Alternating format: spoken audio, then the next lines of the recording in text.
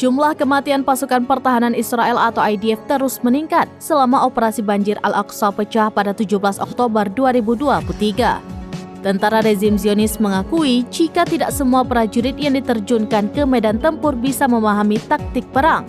Hal itu disampaikan oleh Alon Britan, seorang komandan peleton. Diakuinya ada perasaan bahwa mereka tidak berdaya melawan Hamas. Dikutip dari Al-Mayadin, Alon menyebut rata-rata prajurit tidak memahami taktik secara keseluruhan.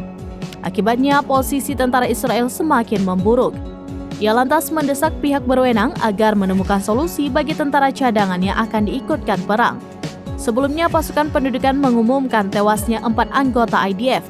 Tidak hanya itu, 6 orang juga dilaporkan mengalami luka parah akibat pertempuran darat. Sejak dimulainya perang, 519 tentara Israel telah tewas, 180 diantaranya tewas sejak dimulainya pertempuran darat di jalur Gaza.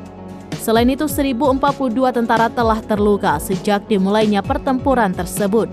288 diantaranya luka berat dan 45 orang menerima perawatan sejak awal perang.